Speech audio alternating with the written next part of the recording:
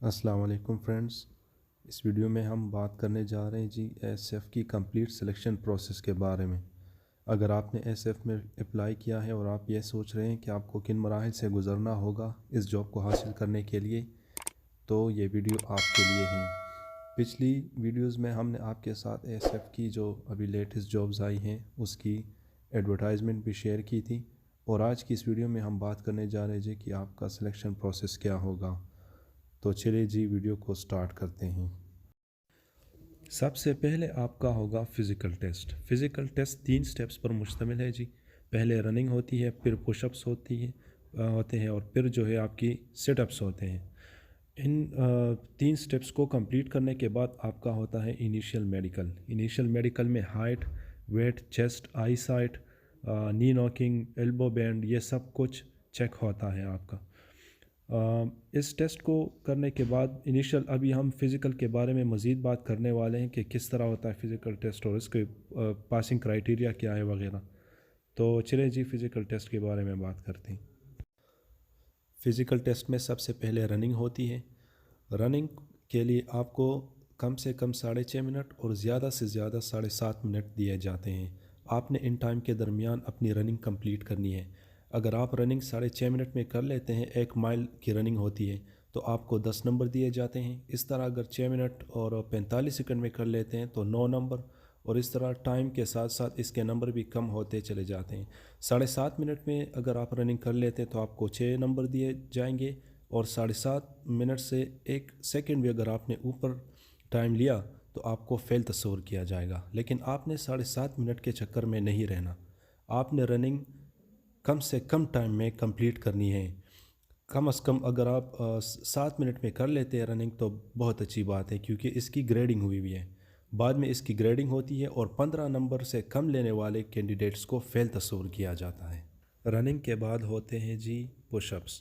Pushups के लिए आपको 2 मिनट का टाइम दिया जाता है, और इन 2 मिनट में आपसे कम 14 और ज़्यादा से ज़्यादा 22 पुशअप्स निकलवाए जाते हैं। 14 से कम करने वाले कैंडिडेट को फ़ेल तस्वर किया जाता है, और 14 या इससे ज़्यादा 15 पुशअप्स करने वाले को 1 नंबर, 16 या इससे ज़्यादा करने वाले को 2, 18 या इससे ज़्यादा करने वाले को 3, 20 या 20 से अबाव 4, और 22 या 22 से अबाव जितने भी हो 23, 24, 25, उसको फुल नंबर दिए जाएंगे। 5 नंबर इसके होते हैं। पुशअप्स की आपने प्रैक्टिस करके जानी है, क्योंकि बग़ैर प्रैक्टिस पुशअप्स से इंसान की जो है हवा निकल जाती है। इसलिए आप पुशअप्स की प्रैक्टिस करके जाएं घर में, कम से कम 5-6 दिन पहले इसकी प्रैक्टिस करके जाएं, क्योंकि मैंने आपको बताया ना, इसकी फिर बाद में एग्रीगेट निकलवाते हैं वो लोग। पुशअप्स के बाद होते हैं जी सेटअप्स। सेटअप्स का भी वही हिसाब है, 2 मिनट का टाइम होता है, और 22 मैक्सिमम 22 सेटअप्स करने होते हैं। 22 सेटअप्स करने से आपको 5 नंबर मिलते हैं, और 14 से कम सेटअप्स करने वाले को जी फ़ेल तस्वर किया जाएगा।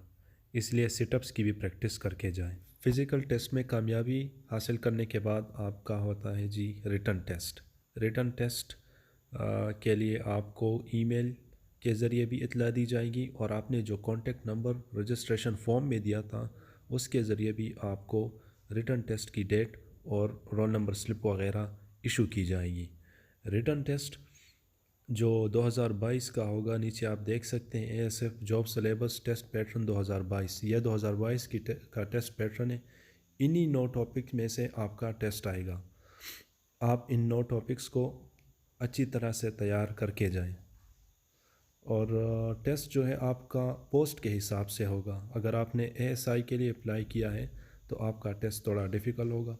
इसी तरह अगर आपने कॉर्पोरल के लिए किया है तो थोड़ा इजी होगा लाइकवाइज, और टेस्ट इन्हीं 9 टॉपिक्स में से आएगा आपका।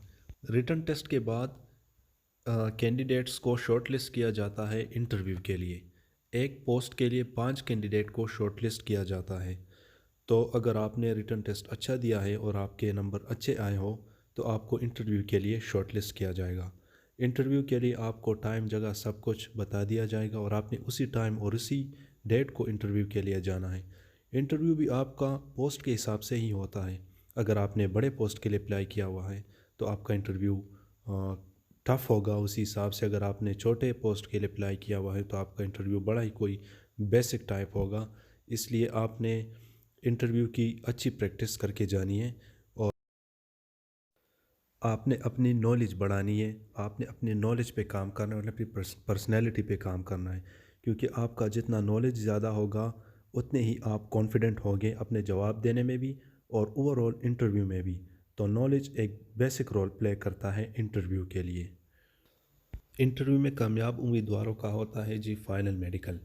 फ़ाइनल मेडिकल सिर्फ उन्हीं कैंडिडेट्स का होता है जो इंटरव्यू में सेलेक्ट हो जाते हैं।